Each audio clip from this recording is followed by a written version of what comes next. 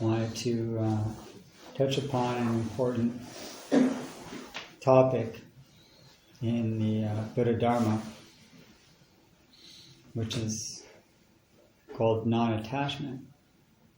But before we should talk about non-attachment, we should, as soon as I say that, you generally have a lot of ideas, which may be right, may not be.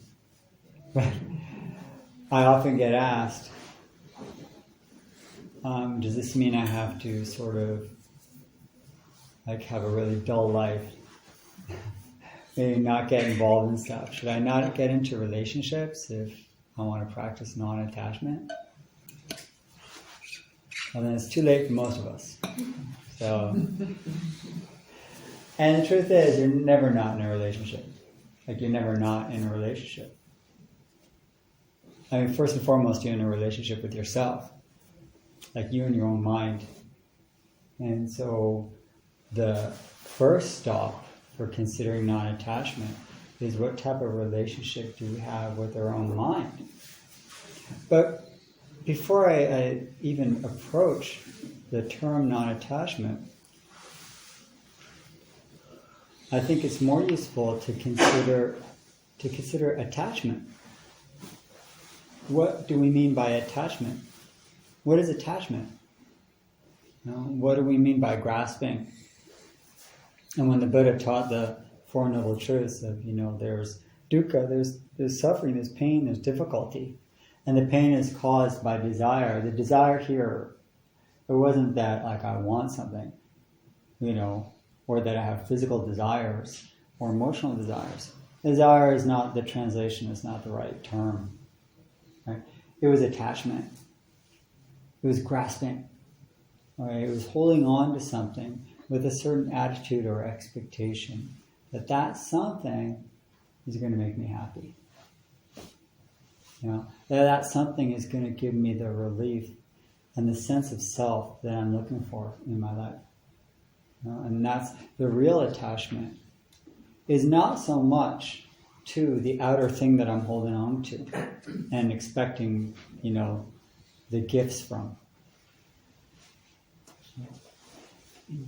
But it's an attachment to a type of self that I'm hoping to achieve through that. What kind of person do I want to be via or by virtue of that object? So when we look at attachment, it really comes back to the relationship that you have to yourself. Literally to yourself. And what kind of relationship do I have? And how am I investing a lot of my outer relationships with the attachment, meaning here, the expectation, the hope, and the investment that I'll get some big return. I'll get a big benefit in terms of who I feel I am.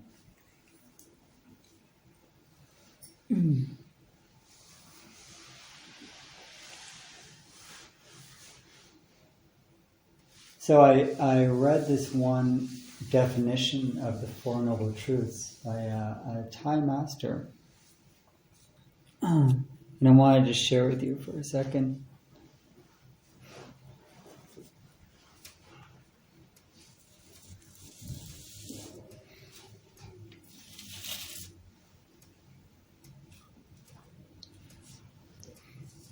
His name was Ajahn Dun, and he gave a commentary in around 1956 on the Four Noble Truths. He said, the mind, the Four Noble Truths are this, in conventional or the traditional definition, that, there's dukkha, there's a difficulty, there's a pain. There's the origin of dukkha, which is grasping or attachment. There's nirodha, which is the end of dukkha. And there's the Eightfold Path, which is the way to end dukkha, the method. Those are the Four Noble Truths. And he defined it this way.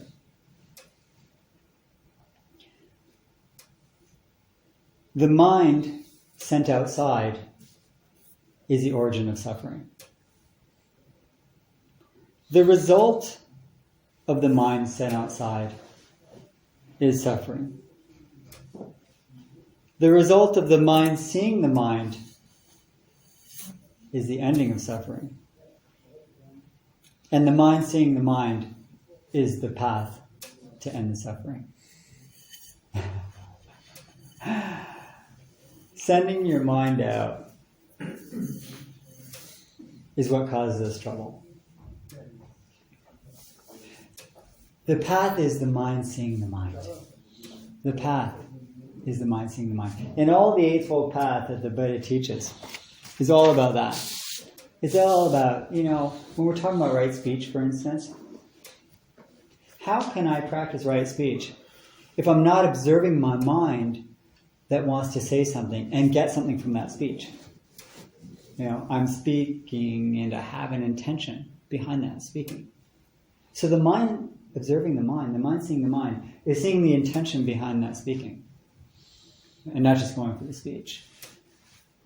Meaning, I'm never just speaking, but I'm often oblivious or not aware of the intention behind my speech. So the mind seeing the mind, which is basically a definition of meditation. Mindfulness is filling your mind with your own mind, and not always with the object that you think is going to make you happy. But observing, again, there's an object to observe, and there's a mind looking at that object. The mind seeing the mind is the path to freedom here. The cessation, the ending of suffering. According to Ajahn Dun, which I think makes a lot of sense. And that's a very idiosyncratic, a very unique way of expressing the Four Noble Truths. But it brings it home. Meaning, it brings it back to what we're living with all the time, which is the relationship between you and your mind. Meaning your actions. When I say you, I mean the way you're living your life, moment by moment. What you do, what you speak, what you eat, how you live, how you love. And your mind, the intention behind it. Are you hoping to become a better person through the things you want? That may seem like a noble goal.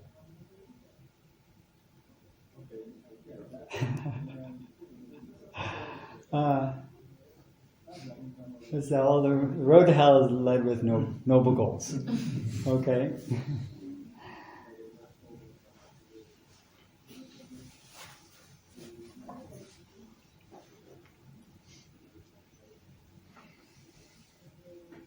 Thich Nhat Hanh has a wonderful definition of love.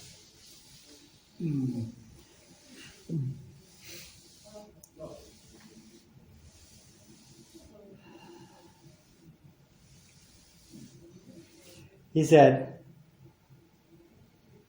love is loving in such a way that the person you love feels free. To love so that the person you're loving feels more free than before you love them. And that's true love. Because it's really love for them. But if it's self-love, we're hoping to gain some freedom through this relationship. But if it's real love, then you want to set them free through your love.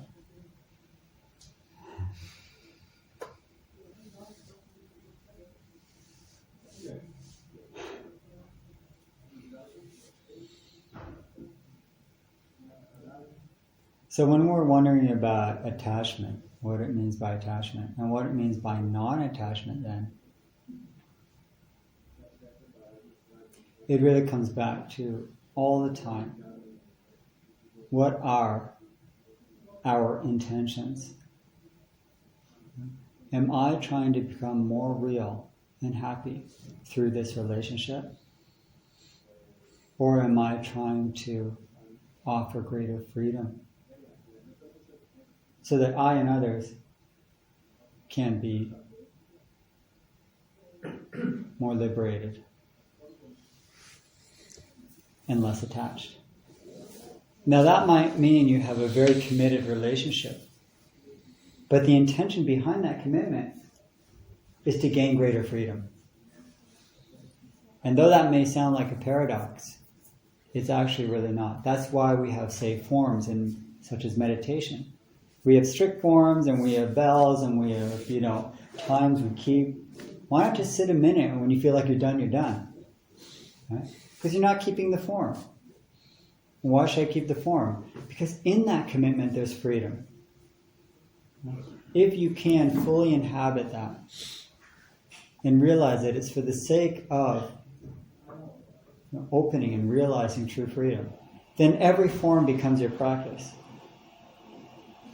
In the Pali Sutras, the attachment is defined as there's attachment to sensual pleasures, there's attachment to rules and forms, there's attachment to ideas, and there's attachment to a sense of self. Now, those are the four kind of labeled forms of attachment. That does not mean we don't participate in them. It just means we have to be very careful that when we are observing rules and forms, that when we are, expressing ourselves and our sense of self, and that when we are ascribing to beliefs and ideas, it's not saying you shouldn't have those. That wasn't the problem. But to examine mind looking at idea, mind looking at self, mind looking at sensual pleasure, mind looking at rules and forms. And to say, am I doing this rule because I'm kind of afraid not to do it? Or I'm doing this rule in this form because it's a way I am expressing freedom. And this relationship then is, I'm sending you off because this is the best way I can express this love. I'm ringing the bell, I'm sending out the sound. That's how I'm going to express freedom in this moment. In the next moment, there'll be another way to express freedom. But am I clear that that's what I'm doing? Or am I hoping to get something personally out of it? Like calm or peace or satisfaction or comfort or confidence or security. I mean, those are the common motivations for so much of what we do. And it's not to say, what, that's the way everyone acts, it's how we get through life. Yeah, that's true. And it's also how we suffer.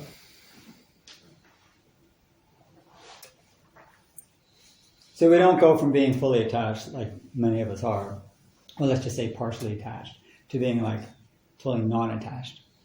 Right? We work with the attachments when we observe them in our minds as they arise. It's like what I've mentioned in the past about, sentient beings are numberless, I vow to save them. How do you save all sentient beings? It's impossible. One at a time. So when attachments arise, you don't say I'm going to be totally free now and unattached.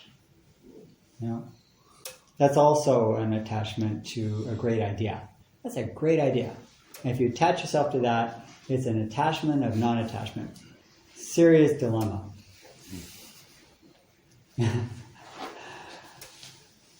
Whatever attachment arises, we simply observe it closely and we care for it. We say, this too shall pass as I view it. But if I don't view it, it probably will stay longer than what's comfortable. It is the observing mind. It is the mindful mind that allows things to pass. It's the ignoring mind, the ignoring mind that I don't want to look at, how I'm really holding on to this because I'm hoping it'll make me happy. That the real reason I'm investing in this is because I really want to get something out of it because I feel really kind of needy. That's common, it's normal, it's ordinary. But we can release it. We can release that. Simply by that calm abiding and saying, so be it, this is what is. This is my mind. This is my mind. This is my conditioned mind. I have a lot of hopes, a lot of dreams. Okay? I have a lot of investments.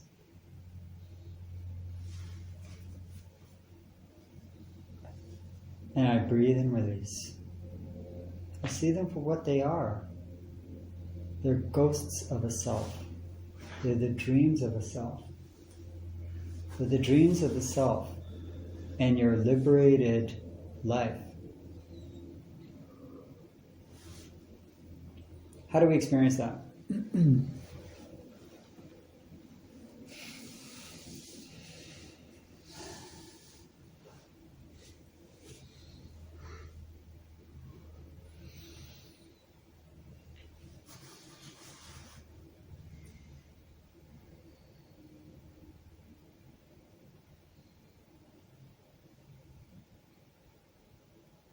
Your experience will be your guide.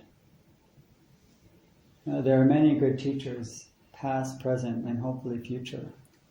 But the greatest teacher you have is sitting with you right now. Your life. Your experience of expectation and disappointment over and over and over again. Of gain and loss. Of the hope for permanence and the realization of impermanence again and again and again. It's not a failure. It's truth. And when you can open to that truth, you'll see that that's the wheel of life. It's not only as it is, but it's as it can only be. That's the deep truth that the Buddha taught at the end of his last breath. All conditioned things are impermanent. Bar none. Everything is passing as we sit. And to observe the passing is to accept things as they are. And that acceptance is the expression of non-attachment. That's what we do in our practice, over and over with every moment. It takes diligent practice and diligent observing. Because as soon as we take it for granted, we start holding on again. We have to be relentless. And it doesn't mean being harsh or uptight. It means constantly letting go.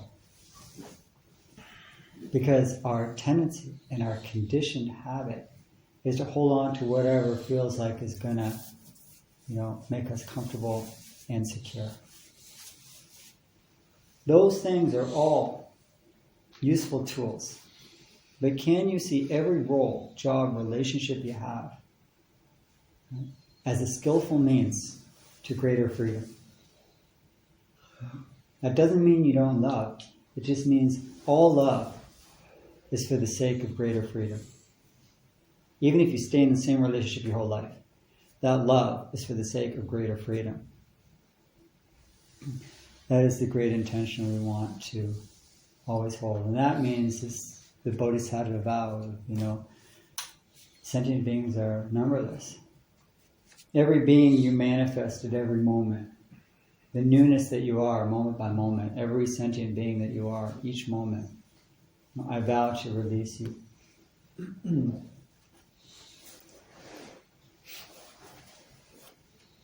One of my favorite stories of the Zen masters, which I've told, but it is useful to tell again. Hakuin, the 18th century Zen master who sort of revitalized the whole koan tradition after it became completely stagnant. And he brought it into new life. But before he was recognized as this great master, he was living in a hut on a hill above a village. And poor and just dependent on the alms, on the offerings of the townspeople. And one of the teenage townsgirls had a fling with one of the boys and got pregnant. And this is in 18th century Japan, and in 21st century, wherever, most places, not accepted. And she was at wit's loss, and he ran off, the boy, of course.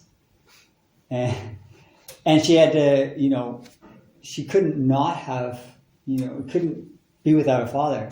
So in desperation, she blamed Hakuin.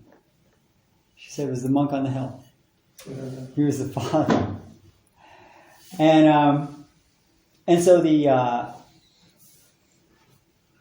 she gave birth, and she and the family marched up with the baby to his hut and accused him of fathering this child. And he heard the whole story and their outrage and their demand that he then provide and take care of the baby. And he heard the whole thing and he just said, "Is that so?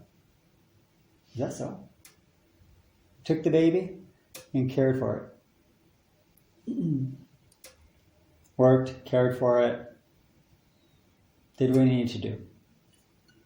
A year later, the kid comes back, regrets his leaving, and admits to it.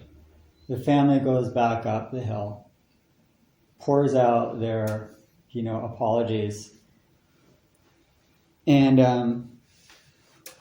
tells the story and asks now to have the baby back, and so they can now be taken care of by the family. Is that so? Was his response as he gave the baby back. And he went back to his monastic life.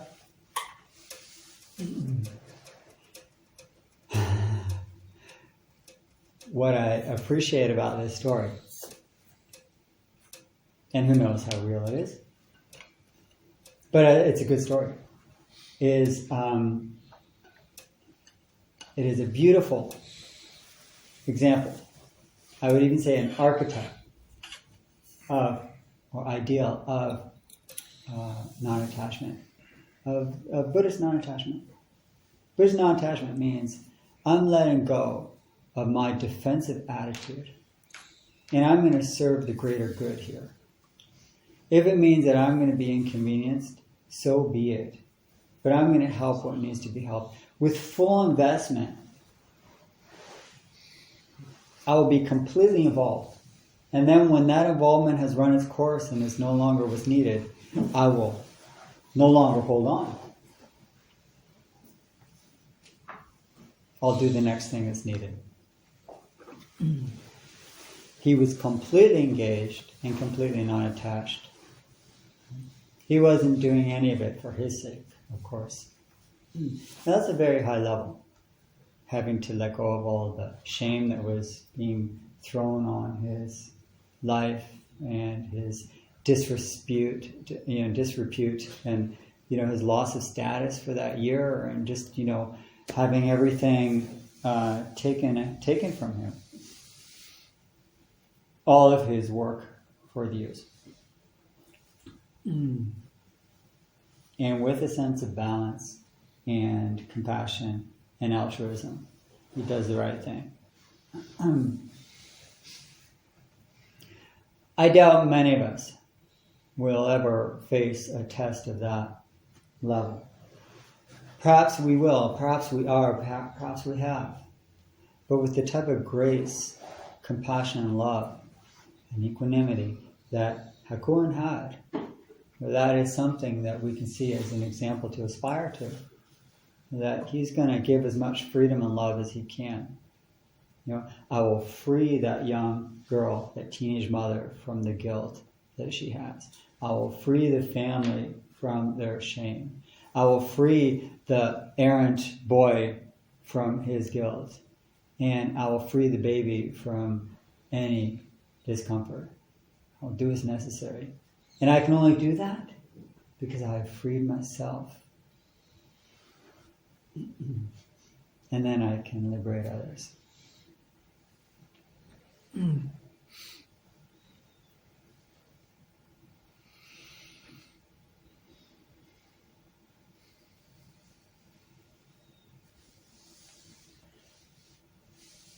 When I first thought of this talk of non-attachment, the title that came to mind was "Non-Attachment is Not Easy." And we can add here, if you're not Hakuin, which we probably fall in that category. one of the great Zen Chinese monks, his name was Cold Mountain. And I want to read a short verse from him. He wrote poetry, a whole book of it. His name was Han Shan, and he lived in the 8th century. And he left to go into a mountain, and he lived on a mountain. And this was his verse, one of the verses. Who takes the cold mountain road takes a road that never ends. The rivers are long and piled with rocks. The streams are wide and choked with grass. Who can get past the tangles of the world and sit with me in the clouds? That is a deep challenge. The clouds in the Buddha Dharma are considered images and symbols of impermanence. Who can get beyond all the difficulties to realize that truth? But really, there's no other way. We have to pass through all the difficulties. There's no shortcuts to this path. But it's not all rocks and, rivers choked with grass. There's a koan that I appreciate, that I want to share with you. A monk asked Fuketsu, without words or without silence, how can one be one with the universe? Now, that question, obviously, is coming from a place of strong desire. I really want to be one with the universe. I want to be free. I want to be free of all this. I want to be up in the clouds with Han Shan, with Cold Mountain. I just want to get there and be done with all this difficulty. The daily grind, we say. Isn't that a terrible term, daily grind? It's like taking the coffee beans of your life and grinding them up. Right? I just want to get past this. Where's the freedom?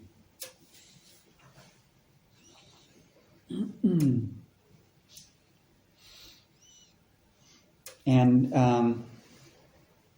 Fuketsu answers, I often think of March in southern China. The birds were singing among the hundreds of flowers. That was his answer.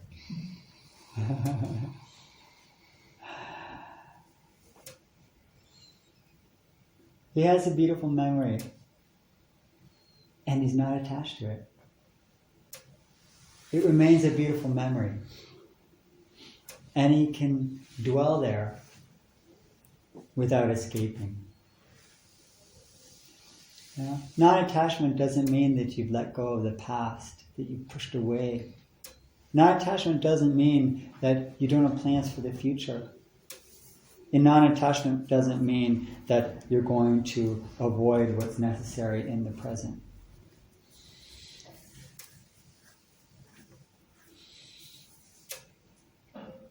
But that past, present, and future, that memories, plans, and activities, all lead to greater freedom.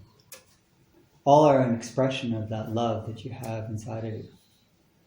That which gives and doesn't take. All these koans and all these teachings are pointing towards that. And it all comes from the nature of your mind, observing mind. Has nothing to do with the birds singing and the flowers in March in southern China. Has nothing to do with the terrible rocks that Han Shan had to climb over to get to the top of the mountain. Had to do with Han Shan's mind and Fuketsu's mind, and your mind and my mind.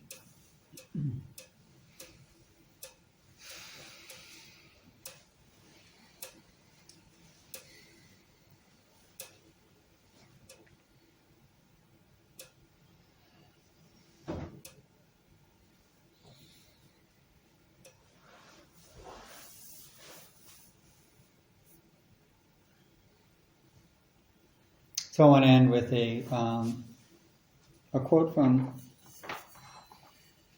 Suzuki Roshi.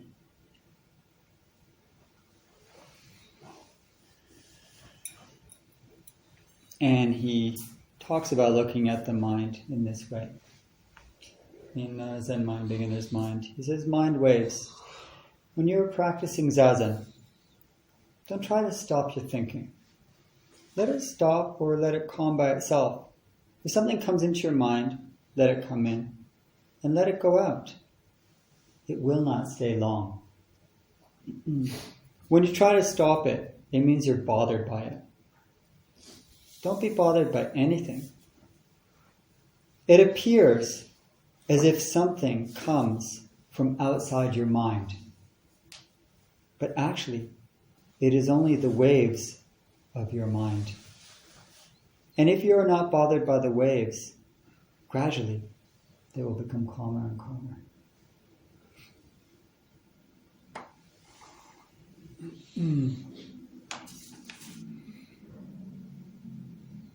Whatever you experience is mind experiencing mind.